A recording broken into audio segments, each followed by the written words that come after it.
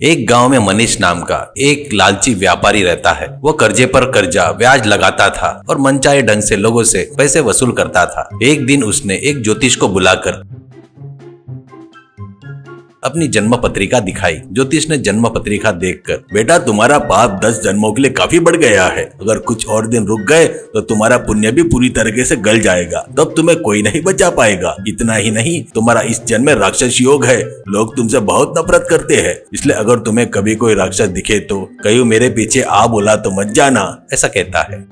मनीष ने कहा, एक बात तो सच है, तुमने जो कहा कि राक्षस दिखेगा वो ठीक है, पर बाकी सब झूठ है। मैं जरूरतमंदों को पैसे देता हूँ, यही तो पुण्य है। ये मेरा पुण्य कैसे कम हो सकता है? और रही बात ब्याज की, तो ब्याज कौन कितना देगा ये उनकी मर्जी है, वो खुशी से लेते हैं। और अगर कोई गाली देता है तो दे, उससे मुझे कोई फर्क नहीं पड़ता। ज्योतिष, बेटा मुझे जो बताना था मैंने बता दिया, बाकी तुम्हारी किस्मत, कहकर चला गया। कुछ दिनों बाद मनीष मुन्ना नाम के अपने चेले के साथ गांव में वसूली के लिए निकलता है। वहां से वसूली करते हुए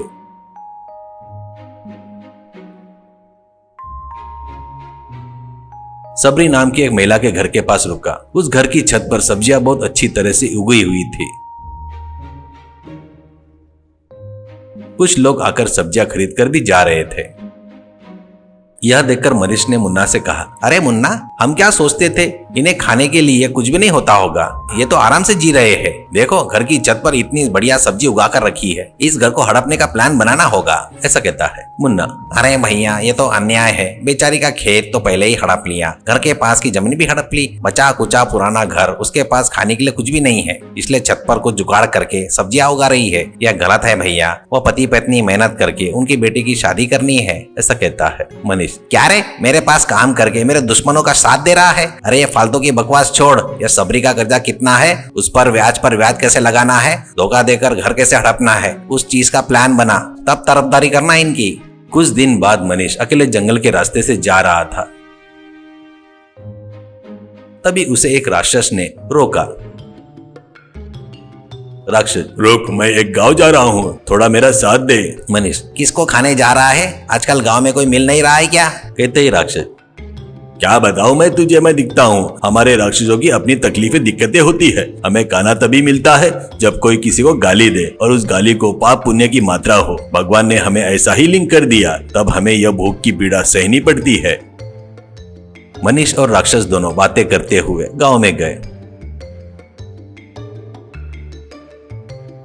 वहां उन्होंने देखा कि एक महिला अपने बेटे को डांट रही थी। महिला अपने बेटे से, अरे तू पैदा कैसे हुआ रे अभागे? तेरी उम्र के लोग शादी करके आराम से जी रहे हैं और तू ऐसी बुरी संगत में घूम रहा है। मेरी किस्मत है, छी, कब छोड़ेगा तू मुझे खाकर खत्म कर रहा है, मार डाल मुझे, कहकर डांट रही थी। यह देखकर मनीष ने राक्षस से कहा, अरे वाह, देखो वो औरत अपने बेटे को डांट रही है, जा उसे खा ले जल्दी से, बेचारी औरत की परेशानी भी खत्म हो जाएगी। कहते ही राक्षस ने कहा, तुझे अकल नहीं है क्या? वह औरत अपने बेटे की शादी करने के लिए डांट रही है, अच्छा बनने के लिए डांट रही है। उसे नफरत नहीं करती, सिर्फ प्यार है। वो गालियां कम नहीं करेगी, इसलिए ये हमारे खाने के लायक नहीं है। थोड़ी दूर जाने के बाद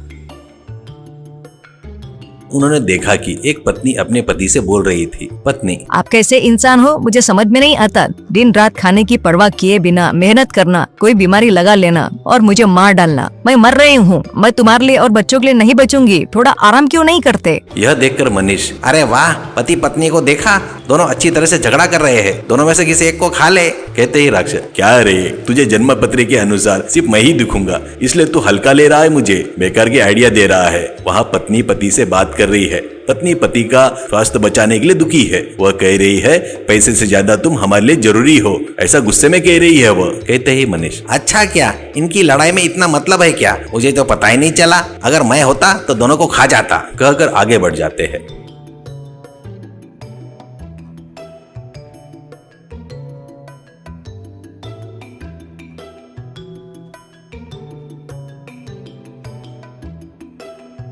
इतने में शबरी अपने घर के बाहर पड़ोसियों को अपनी छत पर की उगाई सब्जियां दे रही थी। यह देखकर गुस्से में मनीष वहां गया वक्त पर ब्याज भरने के लिए पैसे तो नहीं है, पर आसपास के लोगों को सब्जी बांट रही है। मुझे एक सब्जी भी नहीं दिया तूने कभी। देख, अब तेरा ब्याज इतना बढ़ गया है कि तेरी जमीन भी हड़पनी पड़ेगी। ब्याज कौन भरेगा? इसलिए 2 दिनों में घर खाली करके तुम लोग चले जाओ, मैं तुम्हारा कर्जा माफ कर दूंगा, ऐसा कहता है। बस इतना सुनते ही गुस्से में आग बबूला होकर सबरी ने कहा, अरे नीच, तू किस हद तक गिर गया रे? अब तक तूने गांव वालों को खाकर कमाया और ज्यादा ब्याज लगाकर उनकी पूरी संपत्ति हड़प ली। अब तेरी नजर मेरे घर पर पड़ी। मैं तुझे एक श्राप देती हूँ, तुझे कोई राक्षस आए और खा जाए। ये कितना अच्छा होगा ना। इतना ही नहीं, कल मैं तेरी शिकायत पंचायत में करूँगी, कहकर डांटते हुए अंदर चली गई। यह बात सुनकर मनीष ने देखा, यह भाग्यशाली मुझे ही निकलने के लिए कह रही है, निकलेगा, ऐसा बोल ही रहा था कि राक्षस बड़ा हो गया।